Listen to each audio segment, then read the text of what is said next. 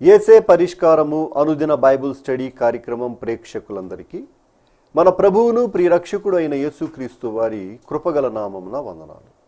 ప్రభువునందు ప్రియ దేవుని బిడ్డలారా, నేటి దినము డాక్టర్ కారుపాటి శ్యాంసాగర్ గారి ద్వారా బైబిల్ స్టడీలోని వాక్య ధ్యానమును కీర్తనల గ్రంథము నుండి ధ్యానం చేసుకుందాము.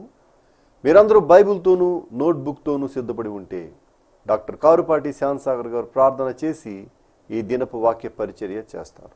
ప్రభువునందు ప్రియ దేవుని బిడ్డలారా, ఈ రాత్రి కాలపు వాక్య భాగం కొరకు ప్రార్థన చేసుకుందాము. ఎపిసోడ్ సహకారులు గత 4 దినాలుగా లేరు. ఈ మాసాంతము వరకు కూడా ఇప్పటి వరకు ఎవరు రాలేదు. ప్రభువు అనుగ్రహించినట్లు ప్రార్థన చేద్దాం. ఎపిసోడ్ సహకారులు ఉన్నప్పుడే యేసే పరిష్కారం కార్యక్రమం కొనసాగుతుంది. 1, 2 ప్రభువు వేరొక దిక్కు నుండి సహాయం చేసినప్పుడు ఎపిసోడ్స్ రీప్లేస్మెంట్ జరుగుతూ వస్తుంది ఈ 13 సంవత్సరాల్లో. కనుక ప్రార్థించండి. ప్రార్థన చేసుకుని వాక్య ధ్యానం ప్రారంభించుకుందాం. మమ్మల్ని మిక్కిలిగా ప్రేమిస్తున్న మా ప్రియ తండ్రి, మీరు అనుదినము మా పరిస్థితులను బట్టి మీరు మాట్లాడుతున్నారు. మీకు కృప ఇస్తున్న మీకు వందనాలు చెల్లిస్తున్నాం.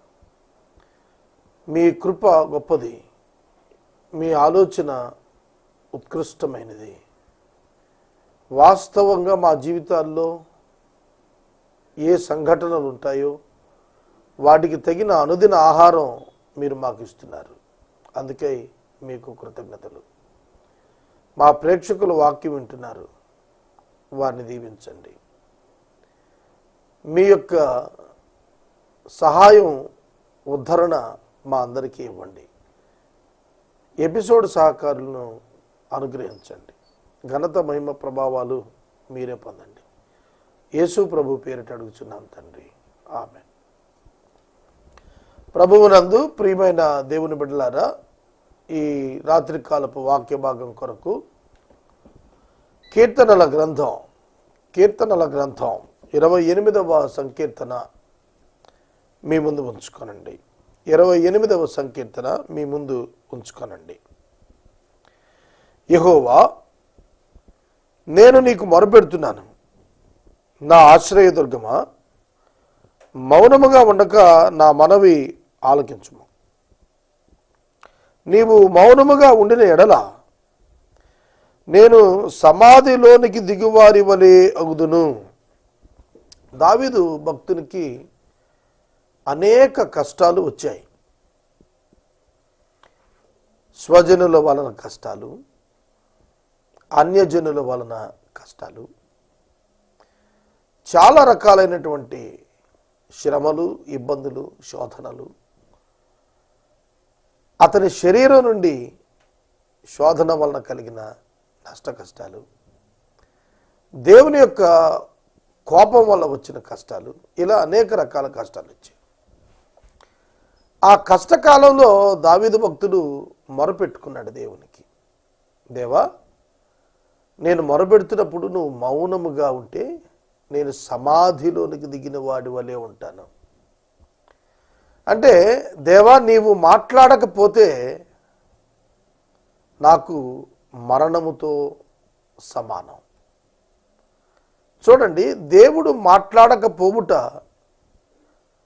గమ్యము తెలియని లేని దిక్కునకు ప్రయాణం అని మనలో ఎంతమందికి అర్థమైంది? దేవుని మాట చొప్పున నడవకపోవటయే మరణం. ఒక్క మాటలో చెప్పాలంటే దేవుని మాట చొప్పున జీవించటమే జీవం. కనుక దేవుని మాట కొరకు దావీదు మొరపెడుతున్నాడు. దావీదు మొరపెడుతూ తన హృదయంలో ఉన్న భావం, ఉద్దేశం చెప్పాడు. ఏమిటంటే, నీవు ఈ సమయంలో మౌనముగా ఉన్నట్లయితే, నా మనవి ఆలకించకుండా నువ్వు మౌనముగా ఉంటే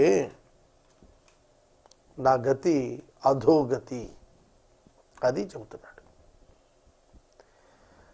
మనము మొరపెట్టినప్పుడు ఆయన ఉత్తరం ఇయ్యకుంటే మన శత్రువు మనలను మృంగివేస్తాడు. అపవాది ఎవరిని మృంగుదునా అని గర్జించు సింహము వలె తిరుగులాడుతున్నాడు. దేవుని యొక్క సన్నిధి, దేవుని యొక్క ప్రొటెక్షన్, భద్రత మనకు లేకపోతే ఆ క్షణాన మనం చనిపోయినట్టే. అంత తీవ్రత కలిగినటువంటిది దేవుని సన్నిధి లేకపోవటం, దేవుడి జవాబు ఇవ్వకపోవటం. ఒక చంటి బిడ్డకు తన తల్లి స్వరం వినపడకపోతే ఎట్లా గుక్కపెట్టి ఏడుస్తుందో, ఆ తల్లి స్పర్శ తగలకపోతే ఎట్లా గుక్కపెట్టి ఏడుస్తుందో, ఆందోళన చెందుతుందో, ఆ విధంగా దేవుని జవాబు లేకపోతే మన జీవితాల్లో ఆందోళన కలుగుతుంది. కనుక దావీదు యొక్క విజ్ఞాపనలో అర్థం ఏమిటంటే, నీ వాక్యము నన్ను బ్రతికిస్తుంది, నీవు వాక్యం ఇవ్వకపోతే నేను చనిపోయిన వారితో సమానం దేవా, నా మొర ఆలకించయ్యా, మౌనంగా ఉండద్దు అంటున్నాడు. ఈ దినం మీరు ఏ శ్రమలో ఉన్నారో, ఏ స్థితిలో ఉన్నారో ఎరిగిన దేవుడు మిమ్మల్ని బలపరుస్తున్నాడు. నిజమే, మనకంటే గొప్పవారు, మనకంటే ఘనులైన వారు, మనకంటే బలమైన వారు మన మీదకు లేచి ఉండి ఉండవచ్చు. ఆ సమయంలో దేవుడు మనకు తోడుండకపోతే మనం నశించిపోతాం. కనుక దేవుని సన్నిధిలో దేవుని వాక్కు కొరకు నిత్యము ప్రార్థించాలి. ఆ వాక్యం మనం అప్లై చేసుకునే జ్ఞానం కొరకు నిత్యం ప్రార్థించాలి. అలాగ చేస్తే మన జీవితాలు ధన్యమవుతాయి. 2వ వచనం, నేను నీకు మొరపెడుతున్నప్పుడు, నీ పరిశుద్ధాలయం వైపు నా చేతులను ఎత్తుతున్నప్పుడు నా విజ్ఞాపన ధ్వని ఆలకింపుము. చూడండి, మరలా అడుగుతున్నాడు. నేను నీకు మొరపెట్టేటప్పుడు అన్నాడు 1వ వచనంలో. 2వ వచనంలో విజ్ఞాపన ధ్వని అనే పదం యాడ్ చేస్తూ నా చేతులు నీ పరిశుద్ధాలయం తట్టు ఎత్తుతున్నానన్నాడు. అంగలార్పు కనిపిస్తుంది, ఎదురుచూపులు కనిపిస్తున్నాయి. సహాయం కొరకు చేతులు చాచిన స్థితి కనిపిస్తోంది ఈ వచనంలో నాకు. పరిశుద్ధాలయము తట్టు చేతులు చాచటం ఏంటి? దానియేలు గ్రంథంలో పరిశుద్ధ ఆలయము ఉన్న యెరూషలేము తట్టు ఆ దిక్కుగా దానియేలు కిటికీలు తెరిచి ప్రార్థన చేశాడు. ఏమిటి పాత నిబంధన భక్తుల యొక్క నమ్మకం ఏంటి? పరిశుద్ధాలయం తట్టు తిరిగి ప్రార్థించటం, చేతులు చాచి ప్రార్థించటం. ఈ అభ్యాసం ఎందుకు వచ్చింది? సొలొమోను మహారాజు మందిర నిర్మాణ ప్రతిష్ఠ దినాన 1000 ఎడ్లు బలి ఇచ్చి అతడు చేసిన ప్రార్థన, దేవా నీ పేరు పెట్టబడిన ఈ జనులు మారు మనసు పొంది నీ వైపు తిరిగి నీ యొక్క మందిరం వైపు తమ చేతులు చాచి తమ హృదయాలు ఎత్తిపట్టి క్షమాపణ కోరుకొని ప్రార్థన చేసినప్పుడెల్లా వారి విజ్ఞాపన ఆలకించు, తరతరాలు అలాగే చేయి ప్రభు అని ప్రార్థన చేశాడు. కాబట్టి అప్పటి నుండి కూడాను దేవా మమ్ములను క్షమించండి, మమ్ములను ఆదుకోండి అంటూ మందిరము వైపు తిరిగి ప్రార్థన చేయటం అభ్యాసమైంది. ఆ మందిరము తట్టు చూచి ప్రార్థించినప్పుడు ఆనాడు వారికి అద్భుతమైన సహాయం దొరికింది. మరి ఇప్పుడు ఎవరి తట్టు చూచి ప్రార్థించాలి మనం? హెబ్రీ పత్రిక 12వ అధ్యాయం 2వ వచనంలో విశ్వాసమునకు కర్తయును దాని కొనసాగించువాడైన యేసు వైపు చూస్తూ మన చేతులు చాచవలసింది. ఇప్పుడు మందిరం లేదు కదా. పాత నిబంధనలో సొలొమోను గారు కట్టిన మందిరం ఉంది, తర్వాత జెరుబ్బాబెలు కట్టిన మందిరం వచ్చింది. క్రీస్తు శకం 70వ సంవత్సరంలో ఆ మందిరాన్ని కూల్చేశారు. టైటస్ అనేటువంటి రోమన్ గవర్నర్ పడగొట్టేశాడు. ఆ తర్వాత ఇప్పటి వరకు యెరూషలేములో మందిరం లేదు. కనుక ఇప్పుడు ఎవరి వైపు చేతులు చాచాలి మనం? మందిరము యేసుక్రీస్తు ప్రభువును పోలినటువంటిదిగా భౌతిక అమరిక. పరిశుద్ధ ఆలయం క్రీస్తే. కనుక క్రీస్తుకు పోలిగ్గా మందిరం కట్టబడింది, కానీ మందిరానికి పోలిగ్గా క్రీస్తు రాలేదు. క్రీస్తు ప్రత్యక్షం కాబోతున్నాడని చెప్పడానికి ఛాయగా మందిరం ఉంది అక్కడ. కాబట్టి ప్రత్యక్షమైన క్రీస్తు వైపు స్వయంగా మీరు చేతులు చాచి, నా అర్థధ్వని వినయ్యా, నా మొర ఆలకించయ్యా, నన్ను అంగీకరించయ్యా అని మీరు ప్రార్థన చేస్తే మీ దేవుడు ఆలకిస్తాడు. 3వ వచనం, భక్తిహీనులను పాపము చేసిన వారిని నీవు లాగివేసేటట్లు నన్ను లాగివేయద్దు. Comparing with sinners. నేను నీతిమంతుడిగా ఉంటున్నాను, నేను యథార్థవంతుడిగా ఉంటున్నాను, నేను చాలా భక్తిగా ఉంటున్నాను, నేను పరిశుద్ధంగా ఉంటున్నాను, మరి నన్ను లాగివేయటానికి నీవెన్నడూ చూడొద్దు. ఎందుకంటే అవినీతిమంతులను, పాపులను, దుర్మార్గులను, అక్రమం చేసిన వారిని, దుర్మార్గులను నువ్వు లాగివేయటం సహజమే. కానీ మరి వారితో సమానంగా నన్ను కూడా లాగేస్తే ఎట్లా దేవా? లాగద్దు నన్ను అట్లా. నన్ను పడవేయవద్దు నాయన, నిలబెట్టండి తండ్రి అని ప్రార్థన చేయాలి మనం. అర్థమవుతుందా? మనము నీతిమంతులుగా జీవించి, యథార్థవంతులుగా జీవించి, సద్హృదయంతో జీవించి ఈ మాట చెప్పగలగాలి. దేవా, నన్ను పాపులతోటి, దుర్మార్గులతోటి ఎంచొద్దు, భక్తిహీనులతో నన్ను ఎంచవద్దు, వారితో పోలిక చేయకు, వాళ్ళని లాగినట్టు నన్ను లాగిపారేయద్దు అంటున్నాడు. ఇక నీతికి విలువ ఏమిచ్చినట్టు దేవుడు? కాబట్టి దేవుడు తప్పకుండా లాగి పారవేయడలా. కానీ భక్తుడు ఆందోళన చెంది ప్రార్థిస్తున్నాడు. దేవుడే నీతిని నెరవేర్చకపోతే ఇంకెవరు నెరవేరుస్తారు? కాబట్టి అది అసాధ్యం.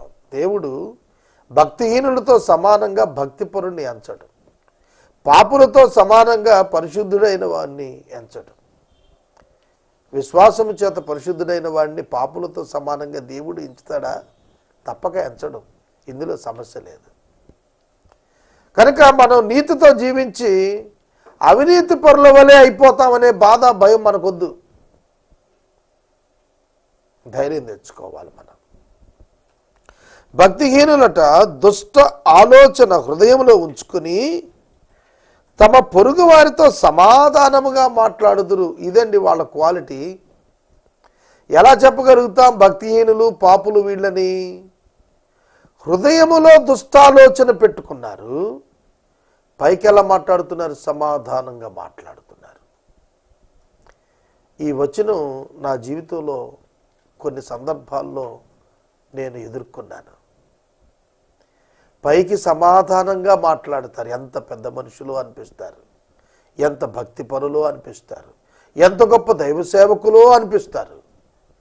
కానీ వారి హృదయములో దుష్ట ఆలోచన. తోడేళ్ల చర్మము ధరించి,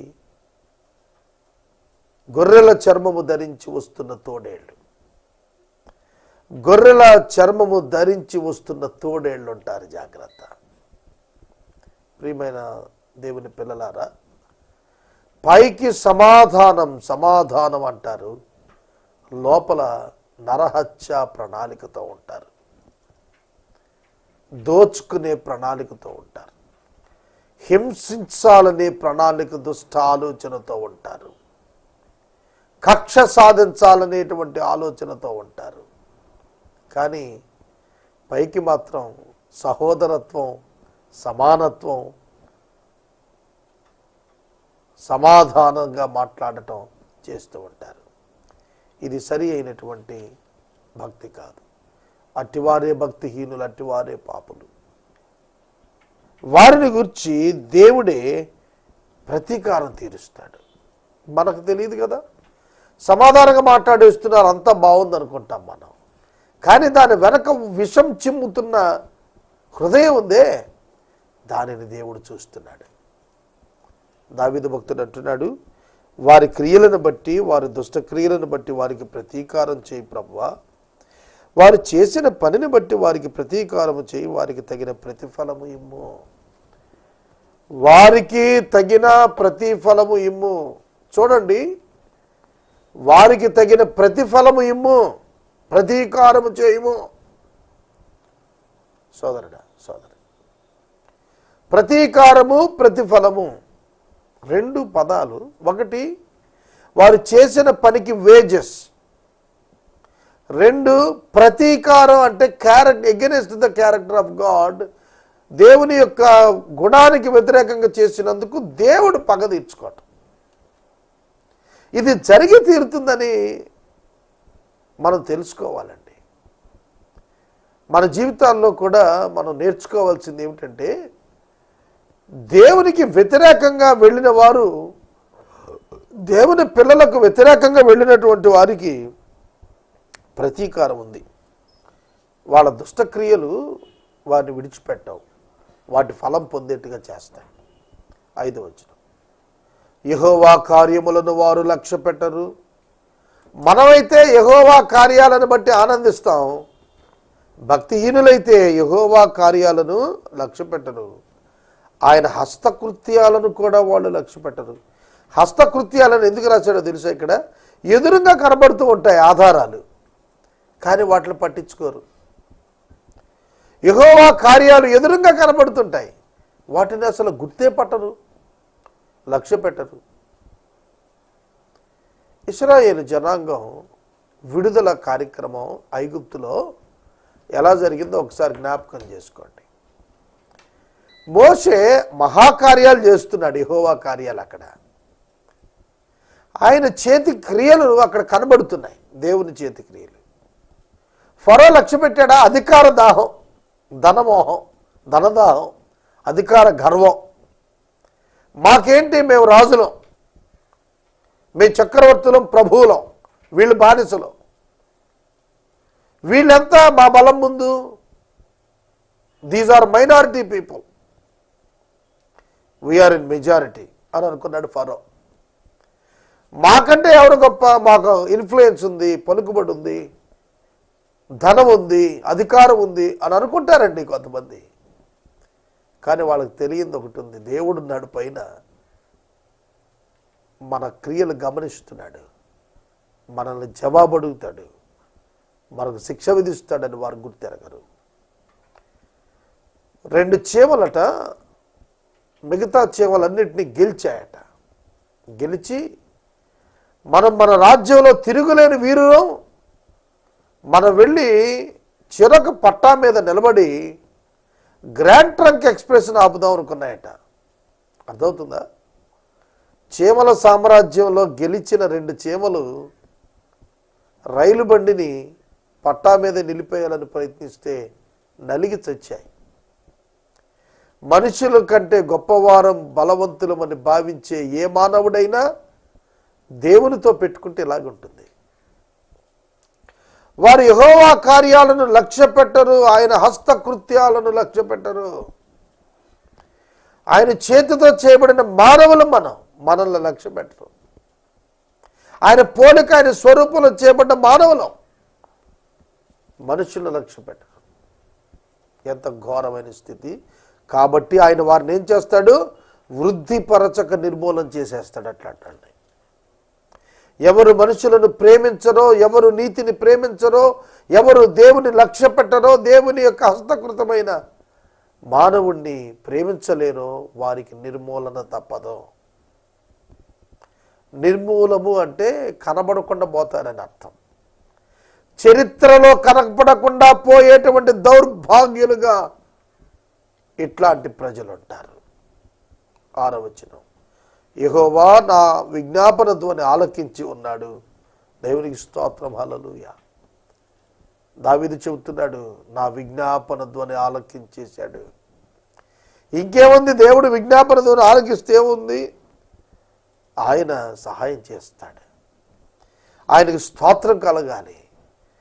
ఆయన నా ఆశ్రయం, నా కేడం, నా హృదయం ఆయన యందు నమ్మిక ఉంచింది కాబట్టి నాకు సహాయం కలిగింది. సోదరుడా, సోదరి, let us trust hour Jesus Christ. మనమందరము మన ప్రభు అయిన యేసుక్రీస్తు నామమున నమ్మిక, విశ్వాసం ఉంచుదాం. దేవుని సహాయం మనకే కలుగుతుంది. దేవుని సహాయం మనకు కలుగుతుంది. ఇది ఇది ఖచ్చితం. మనపై లేచిన వ్యక్తి ఎంత గొప్పవాడైనా, లేచిన శక్తి ఎంత గొప్పదైనా, లేచిన వ్యవస్థ ఎంత గొప్పదైనా, ఫరో వంటి కఠినమైనదైనా, నెబుకద్నెజరు వంటి బలమైనదైనా కృంగి కూలి కుచించి నిర్మూలమైన నేలపాలవుతారు. ప్రియ సహోదరులారా, సహోదరులారా, దేవుని ఆశ్రయించిన వారు సమాజంలో ఎన్నికలేని వారుగా కనిపిస్తున్నారు కదూ. కానీ అది తప్పు అవగాహన. It's a wrong notion. దేవుని యందు నమ్మిక ఉంచిన వారు బలవంతులు, ఘనపరచబడతారు, వారికి సహాయం దొరికి తీరుతుంది. 121వ సంకీర్తనలో ఇదే కీర్తనాకారుడు విజ్ఞాపన చేశాడు. కొందరు హిజ్కియా కీర్తన అంటారు, కొందరు దావీదు కీర్తన అంటారు. ఏమిటా విజ్ఞాపన? నాకు సహాయం ఎక్కడి నుండి వచ్చును? కొండల తట్టు నా కనులెత్తుచున్నాను, నాకు సహాయం ఎక్కడి నుండి వచ్చును? యెహోవా వలననే నాకు సహాయము కలుగును. ఒక నిరుద్యోగిగా నీ ఉండి బాధపడుతుంటే నీకు సహాయము దేవుని నుండే కలుగుతుందని తెలుసుకో. వివాహము తగిన కాలములో కాక యవనస్తురాలువై నీవు దిగులుతో ఉంటే నీకు సహాయము ఆయన నుండి కలుగుతుందని తెలుసుకో. ఆర్థిక ఇబ్బందుల చేత నీవు సతమతమైపోతూ కుటుంబ భారాలు తీర్చలేని స్థితిలో ఉన్నావా? మొరపెట్టు, విజ్ఞాపన చేయి, ఆయన నీకు సహాయంగా నిలబడతాడని నువ్వు తెలుసుకో. భరించరాని బాధ చేత, శరీరంలో వ్యాధి చేత నీవు దుఃఖంతో గడుపుతున్నావా? పగిడి కంటి వలె మారిపోయిందా నీ జీవితం?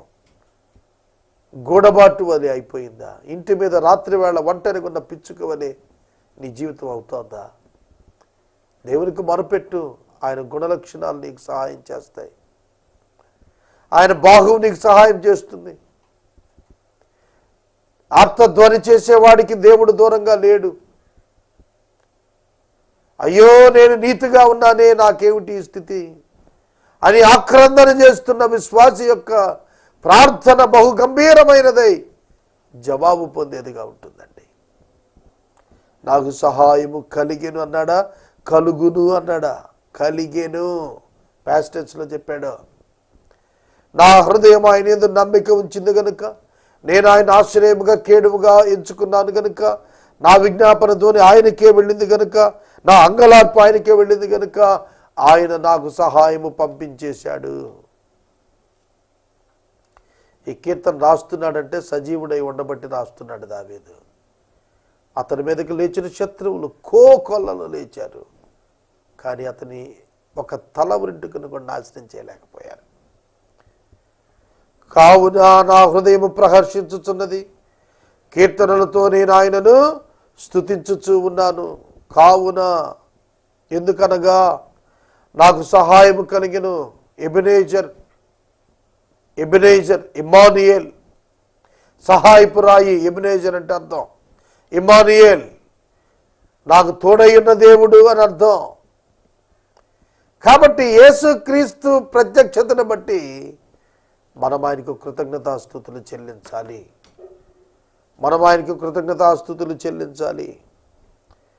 మనము ఆయన స్తుతించడం నేర్చుకోవాలి.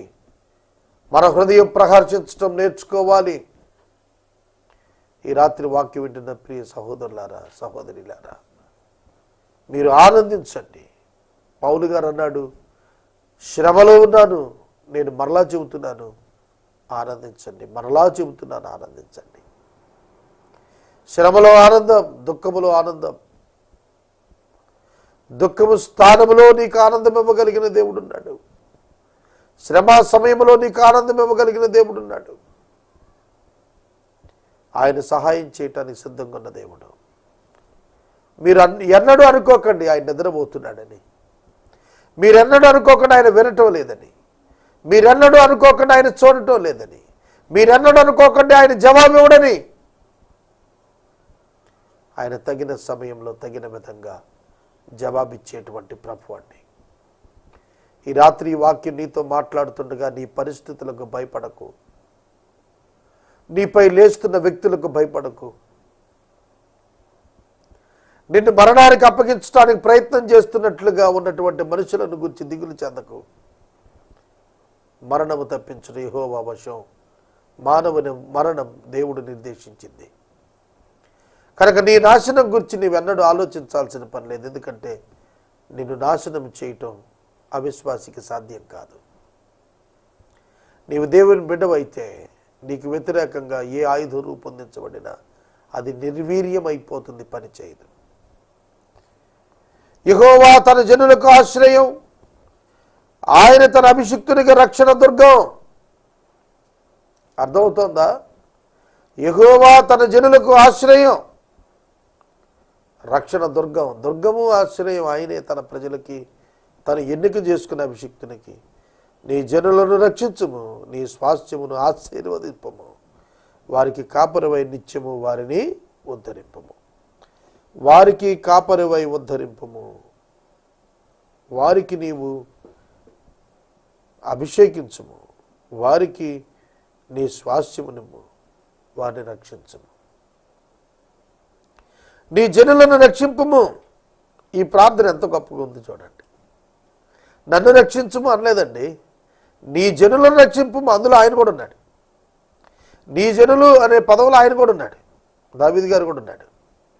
కనుక నీ జనులను రక్షించుము, నీ స్వాస్థ్యాన్ని అంటే నీవు ఎన్నిక చేసుకున్నటువంటి నీ ప్రజలున్నారే వాళ్ళని ఆశీర్వదించమంటున్నాడు. నేను ఇప్పుడు మనవి చేస్తున్నాను మీకు, దేవుడు ఎన్నుకున్నప్పుడు ఆయన ఆశీర్వదించకపోతే ఇక ఏ విధంగా మనం ఆశీర్వదించబడతాం చెప్పండి.